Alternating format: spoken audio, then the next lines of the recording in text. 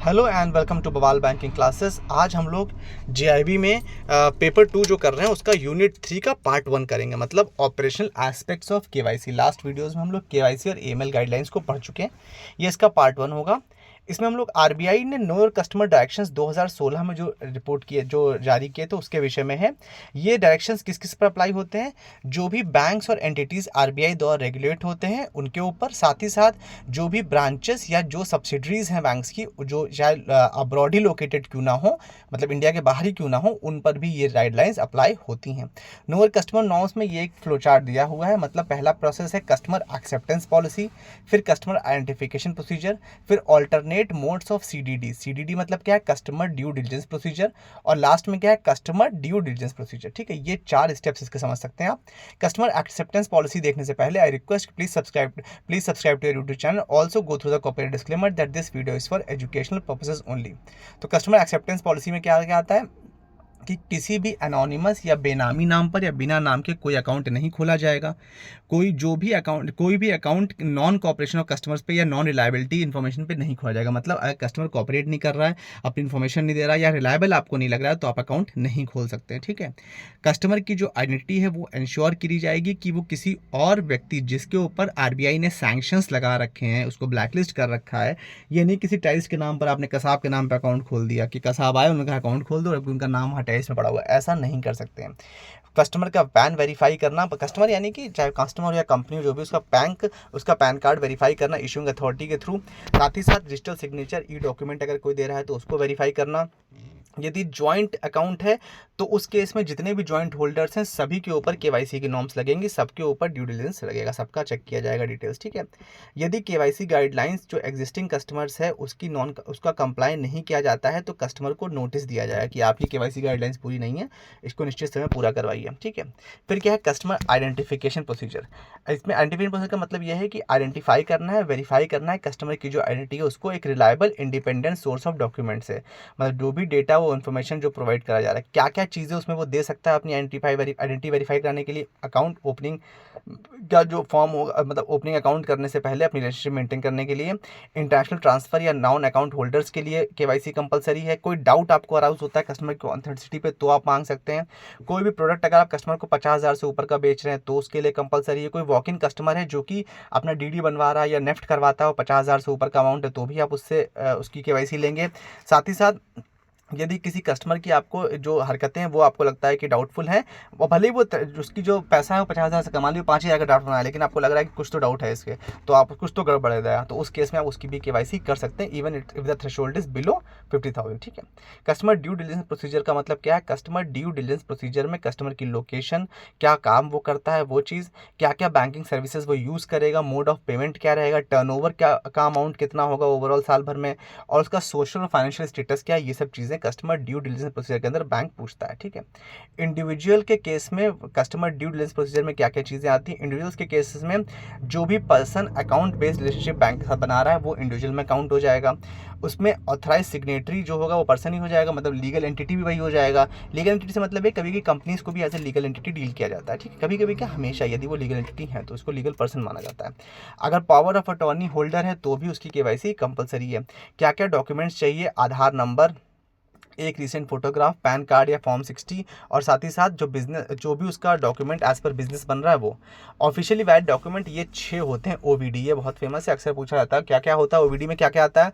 Aadhaar card, passport, driving licence, voter ID, job card by NREGA और letter bye NPR, ये सब चीज़ें इसमें आती है। एनपीआर मतलब क्या है? पॉपुलेशन रजिस्टर की बात हो रही है। ठीक है, अपडेटेड एड्रेस के लिए, मतलब आप किसी का एड्रेस अगर चेंज हुआ है तो वो अपडेट एड्रेस के लिए यूटिलिटी बिल दे सकता है, 2 महीने पुराना, 2 महीने से ज़्यादा पुराना नहीं होना चाहिए। म्यूनसिपलिटी या प्रॉपर्टी का जो टैक्स भरा रिसीट है उसकी, पेंशन आपका जो होगा या फैमिली पेंशन का कोई ऑर्डर हो तो, या लेटर ऑफ अलॉटमेंट अगर रिकमेंडेशन के लिए आपको अलॉट हुआ है, कोई आपको घर अलॉट हुआ, भले आपकी रजिस्ट्री नहीं है लेकिन अलॉट हुआ तो आप दे सकते हो। ठीक है, यदि ये ऊपर 4 एड्रेस दिए गए हैं, इनमें से कोई भी एड्रेस आप ओवीडी की जगह पे देते हैं तो 3 महीने के अंदर आपको ओरिजिनल ओवीडी सबमिट करनी ही करनी है। सिर्फ 3 ही महीने ये एड्रेस वाला कॉन्सेप्ट चलेगा, जो बिल की बात करी गई है वो सब। ठीक है, उसके बाद आपको ओवीडी देना ही देना है। यदि आपके नाम में कोई परिवर्तन होता है तो आपको एक ओबीडी देना है जिसमें पुराना नाम मेंशन रहेगा, साथ ही साथ मैरिज सर्टिफिकेट या गजटेड नोटिफिकेशन जो होगा वो सबमिट करना होगा, तभी एक्सेप्ट किया जाएगा नाम चेंज के लिए। आधार बेस्ड केवाईसी के केस में क्या है, आधार बेस्ड केवाईसी के नॉर्म्स ऐसी कही गई हैं कि ये रिटर्न कंसेंट कस्टमर को देनी होगी कि आप मेरा आधार एज अ केवाईसी यूज़ कर सकते हो, तभी यूज़ करी जाएंगी। जो कस्टमर होगा अगर उसको किसी प्रकार की क्रेडिट फैसिलिटी चाहिए, मतलब कोई सब्सिडी चाहिए, तो उस केस में आधार बेस्ड जो ऑथेंटिकेशन है वो कंपलसरी है, ठीक है। अगर कोई भी गवर्नमेंट नोटिफाइड स्कीम है तो biometric authentication of Aadhaar is mandatory. जो भी कस्टमर वॉलंटरी अपना आधार नंबर यूज़ कर रहे हैं आइडेंटिफिकेशन पर्पज से, उनके केस में बैंक जो है ई केवाईसी ऑथेंटिकेशन कर सकता है या ऑफलाइन वेरिफिकेशन भी कर सकता है। अगर कस्टमर को करंट एड्रेस उसका आधार एड्रेस से अलग है तो कस्टमर को एक सेल्फ डिक्लेरेशन देना होगा, तभी वो एड्रेस दूसरा बता सकता है, ठीक है।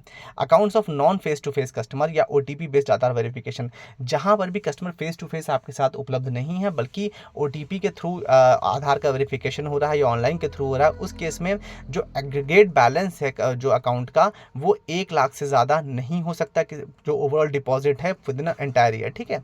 जो ओवरऑल क्रेडिट है मतलब जो पूरे फाइनेंशियल ईयर में वो 2 लाख से ऊपर नहीं हो सकता। जो बोरोवल अकाउंट है उन केस से मतलब मान लीजिए ऐसा कोई व्यक्ति लोन लेता है उसी बैंक से तो उस केस में उसको 60,000 से ऊपर का लोन नहीं दिया जाएगा और लोन सिर्फ एक ही प्रकार का होगा, वो होगा टर्म लोन, सीसी लिमिट नहीं मिलेगी।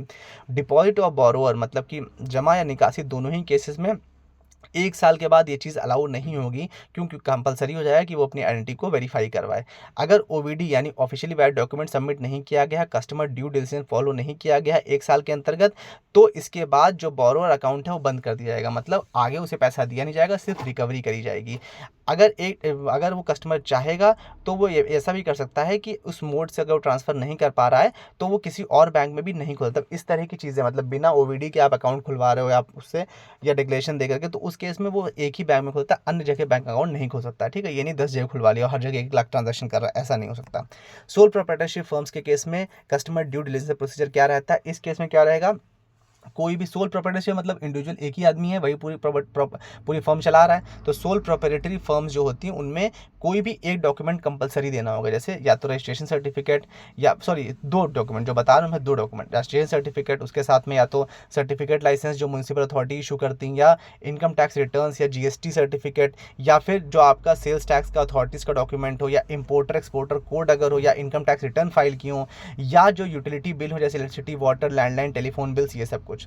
कंपनीज के केस में कस्टमर ड्यू डिलिजेंस प्रोसीजर में क्या आएगा, क्या क्या देना है इनको कंपलसरी, या तो सर्टिफिकेट ऑफ इनकॉर्पोरेशन, उसके साथ में मेमोरेंडम एओ यानी आर्टिकल ऑफ एसोसिएशन दे सकते हैं, परमानेंट अकाउंट नंबर जो कंपनी का होगा वो दिया जा सकता है, जो भी बेनिफिशियल ओनर्स हैं उनके पर्टिकुलर्स, रिजोल्यूशन जो बोर्ड ऑफ डायरेक्टर्स का वो, और साथ ही साथ बेनिफिशियल ओनर्स और ऑथराइज सिग्नेटरीज इनके भी केवाईसी डॉक्यूमेंट सबमिट करने होते हैं।